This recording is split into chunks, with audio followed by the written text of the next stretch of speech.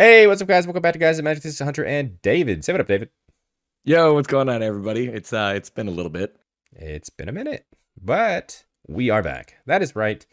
Taking a look at another upgrade video. This is a $100 upgrade to the deck Death Toll, the new precon from Duskmourn House of Horrors.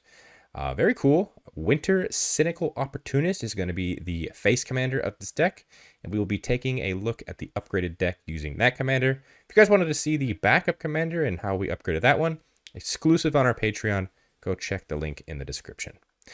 But, like I said, this is Winter Cynical Opportunist. So, David, talk to me about this commander and kind of the direction the deck wants to go using it. Yeah, so Winter Cynical Opportunist is 2, a black, and a green. For 4 mana, you get a legendary creature, Human Warlock. It's a 2/5 with Death Touch, and it says whenever it attacks, you mill 3 cards. It also has Delirium, and it says at the beginning of your end step, you may exile any number of cards from your graveyard with 4 or more card types among them. If you do, you put a permanent card from among them onto the battlefield with a finality counter on it.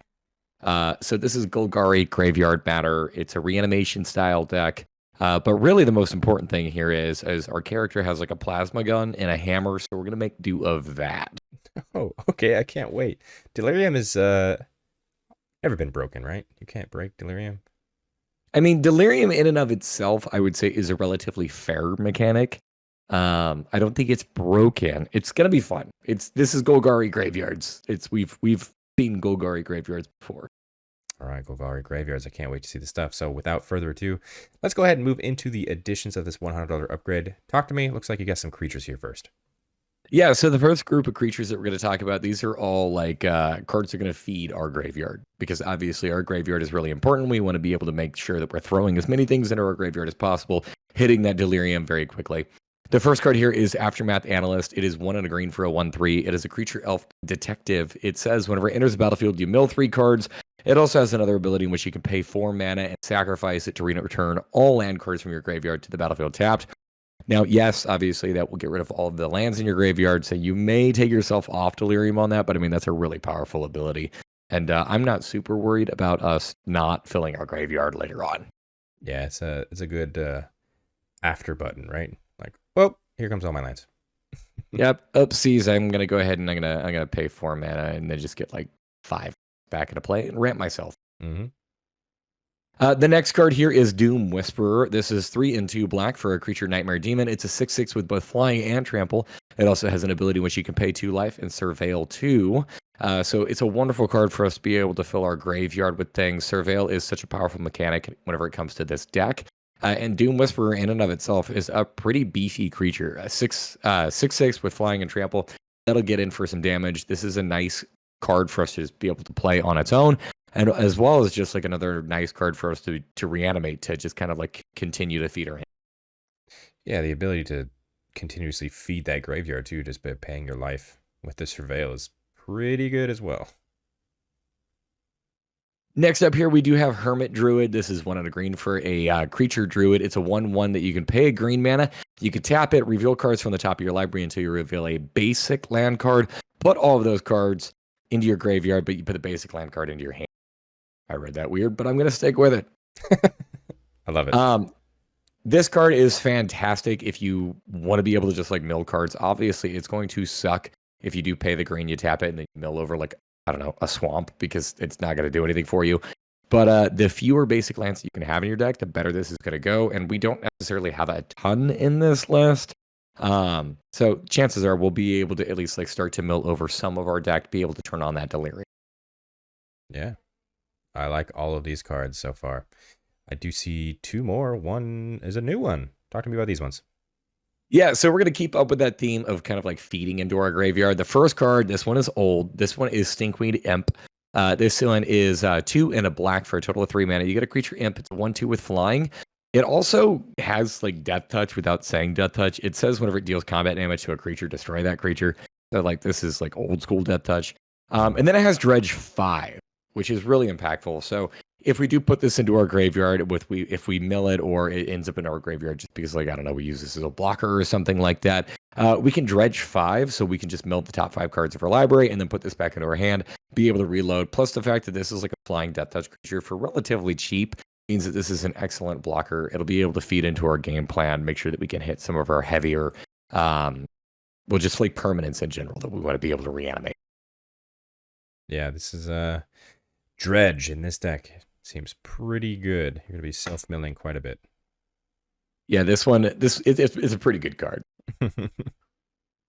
And then I did want to play around a lot with some of the new cards from this set. One of which captured my fascination just kind of immediately. And this one is Twitching Doll.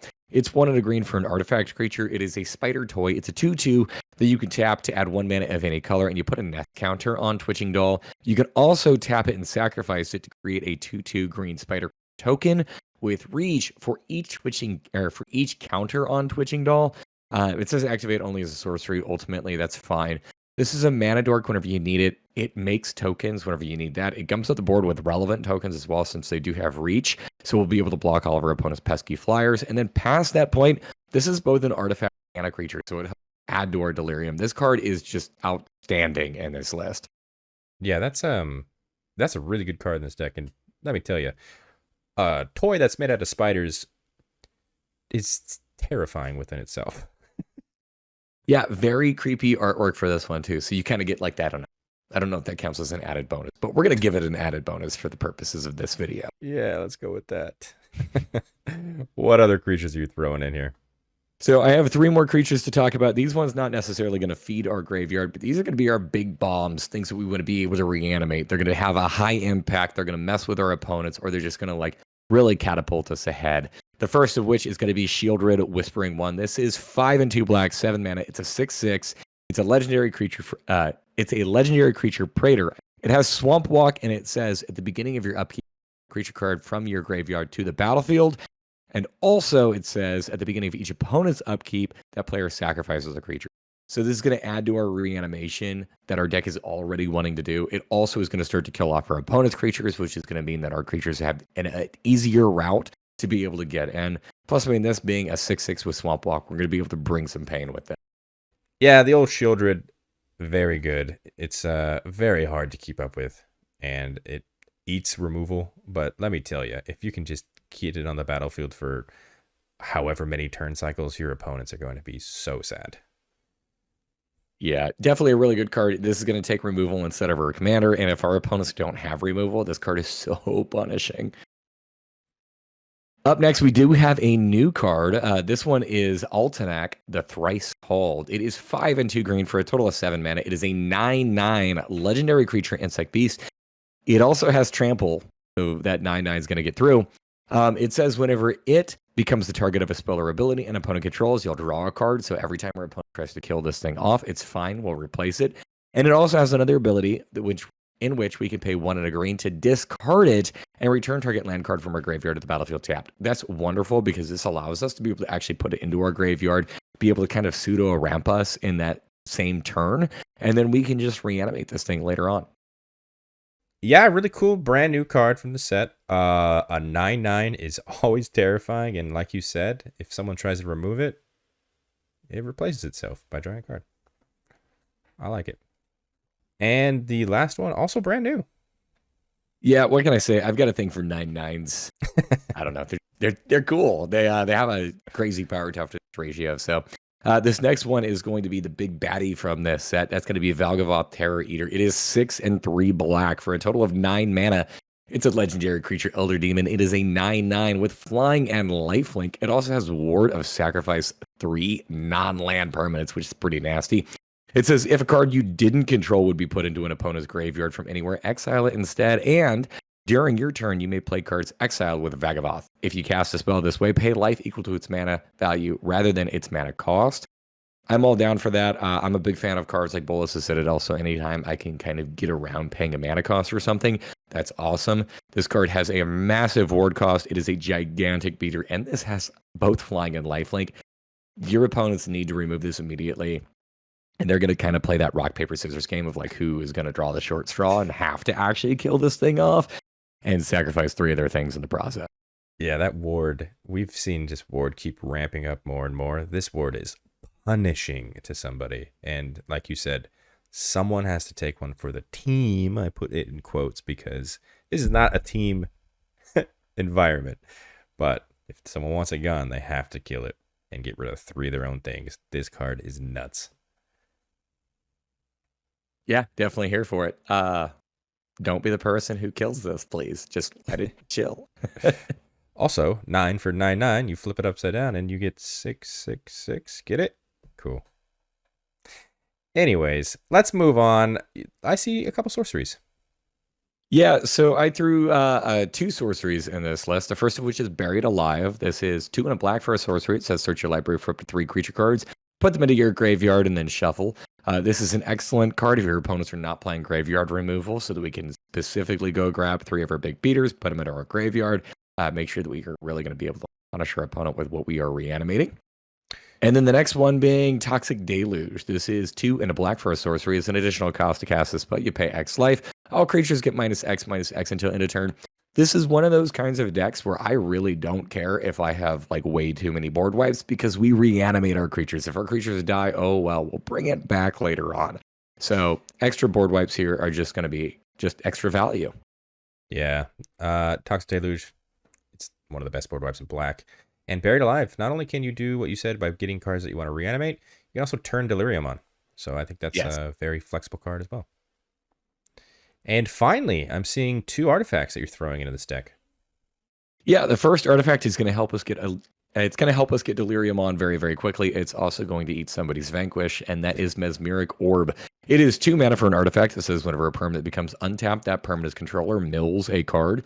This does include our lands, so we just have kind of like a massive mill engine. With this in play, we should have Delirium pretty much nonstop. Even if our opponent does exile out our graveyard, we should be able to get Delirium back in pretty quickly here. Only kind of downside being is you do have to pay attention. There is that weird chance you kind of mill yourself to death, but you might mill one of your opponents instead. Yeah, Mesmeric Orb, playing against it, oh my gosh. It is one of those cards that gathers a lot of hate quickly, and the entire board has to find a reason to kill this. And I'm pretty sure I said Vanquish. I meant to say Vindicate. Definitely said Vanquish.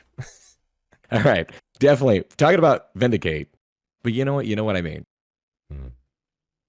And then the last card I'm going to be throwing in the $100 upgrade, also a big heavy artifact, because not only can our commander reanimate creatures, it can also reanimate artifacts. We have Portal to Phyrexia. This is 9 mana for an artifact that says whenever it enters the battlefield, each opponent sacrifices 3 creatures. It also says at the beginning of your upkeep, put target creature card from a graveyard onto the battlefield under your control. It's a Phyrexian in addition to its other types. So this allows us to play with our opponent's cards. That way we can keep our Delirium on, use their big fatties instead. And then whenever they get rid of this card, then we can just start reanimating our big fatty. Yeah, Portal to Phyrexia has been an artifact that I've been tinkering around with in Standard. It's still in Standard. It's just so good. It's really good. I know it's 9 mana, but if you have ways to go ahead and bring it back, like you said, straight to the battlefield from the graveyard, it's even better. But is that going to do it? Is that all of your additions to this? That is going to do it. Well, let's go ahead and move on then to your cuts. Got to make room for all those awesome new additions. So we added a bunch of creatures. What are these creatures we're taking out? So the first 2 creatures are going to be removing here. These are just kind of like really expensive big creatures that, although they are cool, I just kind of felt like the cards we put in are a little bit more impactful or just cooler in general. So this first one here is Moldgraph Monstrosity. This is 4 and 3 green for 7 mana. You get a creature insect. It's an 8/8 with trample, and says whenever it dies, exile it, and then you return 2 creature cards at random for your graveyard to the battlefield. It's a cool card. It's a big beater. It'll get in for damage. I don't really like how it grabs things at random to put them back into play. There is still that chance that we're going to grab, like, I don't know, our small creatures. Not necessarily something super impactful. Plus, this isn't like my favorite card to just be able to reanimate. I really want to be able to just like hard cast this thing so that I can make use. I don't know. It's a cool card. It's just not my favorite. This next card is Hornet Queen, also very difficult to get out into the battlefield. This is 4 and 3 green for 7 mana. You get a creature insect, 2/2 with both flying and death touch, and says whenever it enters, you create 4 1/1 green insect creature tokens, flying, death touch. It's cool. It gums up the board. It gives you a lot of little death touch creatures for you to be able to like say, "Oh, don't attack me." I don't really like that kind of an effect because ultimately this actually isn't getting in for damage. It's not progressing our board state. It's not closing out the game for us. It's just prolonging it. Realistically, all that this is going to do is just buy us a little bit of time until we hit the next board wipe, in which case this didn't do anything for us. Yeah, I mean, these two big bodies, you can, I mean, Hornet Queen is a big body because it's multiple bodies, but you can reanimate them, but they're just not as good as the ones you just added. So I can see why they're being cut. We have a couple more creatures. These ones are a little bit more on the smaller side, although I don't really know if that's true for this first one because it kind of depends. This one is Old Stick Fingers. This is X and a black and a green. So its mana value is, I guess, like, have at it. You're going to pay whatever you want into this thing. It's a legendary creature. It's a horror. It's a star. And it says whenever you cast this spell, reveal cards from the top of your library until you reveal X creature cards. Put all of those creature cards revealed this way into your graveyard and then put the rest on the bottom of your library in a random order. It also says that its power and toughness are each equal to the number of creature cards in your graveyard. This is a big, dumb beater that is really expensive. It also doesn't actually turn on Delirium because it only throws one card type into the graveyard unless we haven't had a creature that is something. Yeah, if you're reanimating this, you're not getting that cast trigger, obviously. And then, it, like you said, it's just a big, dumb beater. But I see a suspicious-looking bookcase. There is a suspicious looking bookcase up next. That's 2 mana for an artifact creature wall. It's a 0/4 with Defender. You can pay 3 mana, tap it, and target creature can't be blocked this turn. Now, I know why you probably are like confused. You're like, oh my goodness, but this synergizes so much with our commander. Our commander does have to attack for it to trigger of milling things. It's got Death Touch. Nobody's blocking. It's also got 5 toughness. Yeah, you're chilling. It's gonna get through. I don't know why this card is in the deck. I don't know either. Yeah, so that's why we cut it. Up next, we have our last creature that we're going to be removing. This is Gnarlwood Dryad. This is a single green mana for a creature Dryad Horror. It's a 1/1 with Death Touch and says it gets +2/+2 if you have Delirium. This is a potential 1 mana 3/3 with Death Touch. That's it. That's all that it does. Not good enough. I don't like it either. I'm glad you cut this one because it's just a waste of space. I mean, it is a fantastic card if you drop this on turn 1 and you have absolutely nothing else going on and your opponents just don't do anything for the first like 6 turns. Yes. Perfect. I like it. Actually, even then, I'm not sure I'm sold. All right, we're going to move on.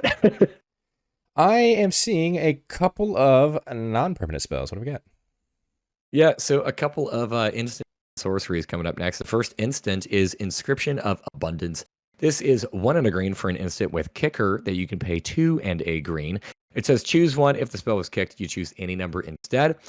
The first mode on this card says put 2 +1/+1 counters on target creature. We're not a counters deck. I don't care about this. The second one says target player gains X life, where X is the greatest power among creatures they control. We're not a life gain deck. I don't care about this. The last one says target creature you control fights target creature you don't control. That's cool and all. Our commander does have Death Touch. It's also got 5 toughness. I don't want to use this as a removal spell because chances are I'm probably going to be punching up, and I don't want to trade my commander. This is just one of those cards that I feel like was included because it does a lot of things, but nothing necessarily actually feeds into the deck. None of these modes are really all that great, and I don't think I ever want to spend the 5 to actually kick this to do nothing. Yeah, very minimal impact card, I would say. Speaking of a minimal impact card, I see a card that you absolutely love. I'm surprised you're cutting this out. Yeah, that's big sarcastic there. This is Harmonize. I hate this card so much. It is 2 and 2 green for a sorcery. It's 4 mana that says draw 3.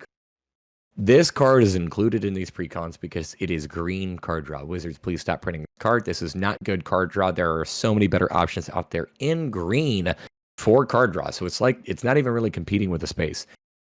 This card is just not a good rate. It's a sorcery. If this were an instant, then maybe I would entertain it. I'm never going to play Harmonize. But Dave, this was printed in this set in Bloomburrow, in Modern Horizons 3, in Fallout, Lord of the Rings, and Nuka Panica meant. I've probably cut it from all of those precons as well. I don't even know what colors I worked on for all of those. But if my deck was green, I promise you Harmonize was removed. Oh, without a doubt in my mind.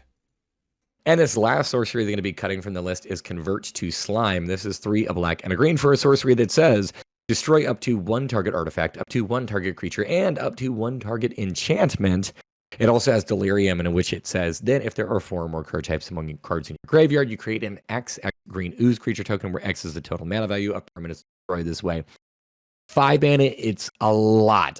I do love how this one is up to for each of those different card types, meaning that this is not like a decimate style effect. You don't have to have like an artifact that you want to destroy for you to be able to get this card off. It does have the potential upside if you're going to be able to make, hopefully, a pretty sizable creature with this. So, like 5 mana, there is a lot of potential upside there. There's also really not a whole lot of like upside potential as well. It's really going to depend on what you have to destroy. If your opponents have big creatures, big artifacts, big enchantments, this card is fantastic for you. Ultimately, for 5 mana, you'll be able to blow all those up. You'll get a big beater out of it. The big beater is probably just going to die to a 1/1 death touch and not going to do anything for you. Ultimately, though, 5 mana is a lot for removal, and with this being sorcery, this is just going to take my entire turn. I don't want to limit my opponents by spending my entire turn to do so. I want faster, more interactive pieces to do that. Yeah, I totally understand. At sorcery speed, like you said, it's just a bit slow, and also I feel like this is sitting in my hand for 2 reasons. 1, I want to maximize the value, so I'm waiting for things to be actual targets, and 2, I really want to have that Delirium online. So I think this is just going to sit in your hand for a long period of time and not actually do anything. Just take up a slot in your deck. Yeah, I completely agree with you on that one. Like, this is a card that, like, you really have to play that battle, that mental game of, like, is this an opportune moment for me to cast this? It's 5 mana. But we're moving back to the permanent types. I see 1 enchantment and 1 artifact. Yeah, so I'm not gonna lie, this enchantment I really battled with. This was the last card that I removed from this list, and I really tried to convince myself that this needed to stay in the list because this card is awesome. So maybe I'm making a mistake by getting rid of this. You can leave a comment down below. Tell me, would you keep this card in the list? This is Demonic Covenant. It is 4 and 2 black. It is a Kindred enchantment demon, which is really, really cool. It also says whenever 1 or more demons you control attack a player, you draw a card and lose 1 life. It then says at the beginning of your end step, you create a 5/5 black demon creature token with flying, then mill 2 cards. If 2 cards that share all their card types were milled this way, you sacrifice Demonic Covenant. You want to be able to just hitting land and a creature or an artifact and an enchantment. That way you can continue to just like benefit from this card. Being able to have an engine that makes 5/5s with flying for you really not to do anything at all is so powerful. It is a powerful card, but like if you mill the 2 cards that share the same type, it's just gone.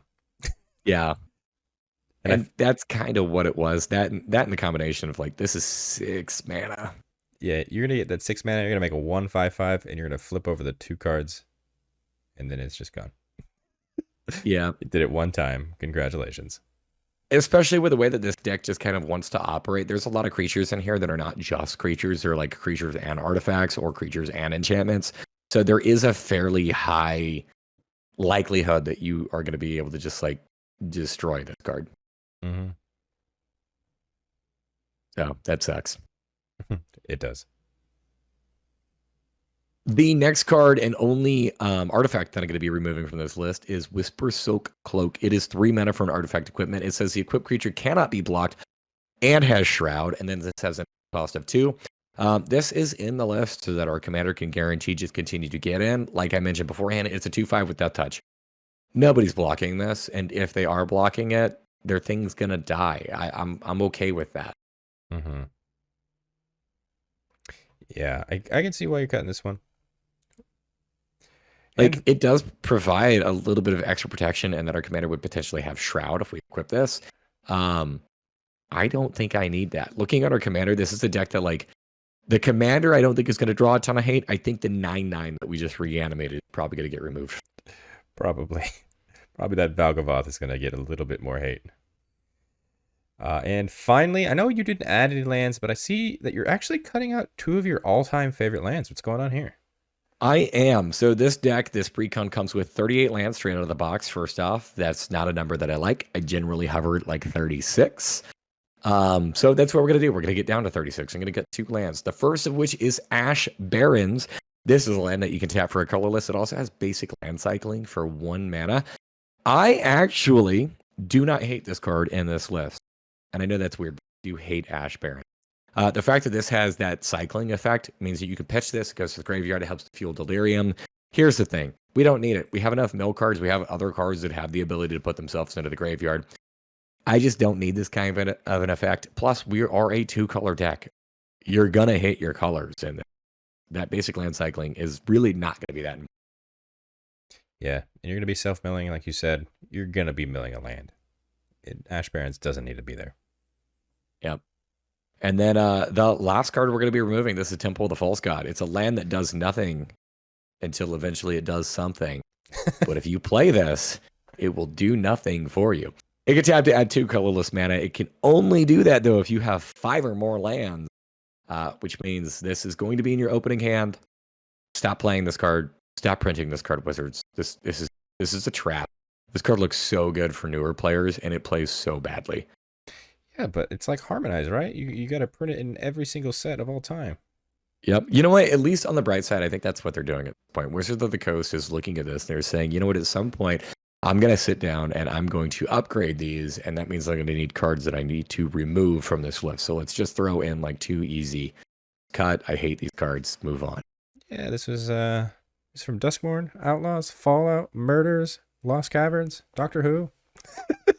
All of the above. All of the above. Always cut. But is that going to do it? Is that all of your additions and cuts from Death Toll? That is. So that's how we're going to shape it up, obviously. I don't need to go into detail. We know it was very apparent. That's how we're going to use that plasma shooter and also the hammer that Commander had. Yeah. Winter's Cynical Opportunist does seem like a fun deck. I'm very excited to play against it. I love the additions that you've done here. But as always, we've given you $100. What was the total amount of money you spent to do all these upgrades? I threw $95 at this list, so we're a little bit under budget. Some of these cards, however, are brand new, so we'll see how they continue to fluctuate. This deck could go up in price, it could go down in price. There's, I don't know, like 3 or 4 new cards, so we'll see. Yeah, pre-order prices tend to go down, but a couple of weeks after release, who knows? They might go back up because people get to play with them. But David, do you have any final thoughts about Winter Cynical Opportunist before we wrap things up? Yeah, I think that honestly, this is like a really solid precon. I don't think that this is a commander that's like super oppressive or anything, but I also feel like it's kind of like generally very straightforward, kind of middle of the road. I think that that's kind of exactly where most precons should be shooting for. So if you do have somebody that's kind of like new to the game, you want to introduce them, and maybe, I don't know, maybe they played around a little bit and they like graveyard strategies, or maybe they just like big smashy things in general. I do think that this is a really solid deck to pick up. All right. You heard it here. If you wanted to pick it up, go to your LGS. If you guys wanted to see this entire deck list, check the description. You'll find a link to the entire Moxfield account where all of those precon upgrades are there. Playtest it yourself. Check it out. Comment down below. Did you guys agree with these upgrades? Maybe David missed a card. Let us know. Always interested to hear your guys' opinions. And if you liked this video, hit the like button and subscribe to the channel if you haven't done so already, because you don't want to miss out on the $300 upgrade of this video. That's right. We do $300 upgrades as well as these 100 if you didn't know that. Also, if you guys wanted to check out our social media accounts, that's also in the description. That's TikTok, that's Instagram, that's X, formerly known as Twitter, @GuysAtMagic for each one. And on the screen right now, those are all of our Patreon subscribers. Thank you guys so much for your added support. It really does mean the world to us if you guys wanted to check out what they're seeing, which is not here on YouTube, including the backup commander of this deck that has a $100 precon upgrade. That's over on our Patreon. @GuysAtMagic for that. Check the description for that and consider subscribing. And until the next video, hope you guys have a great rest of your day. Peace. Take it easy.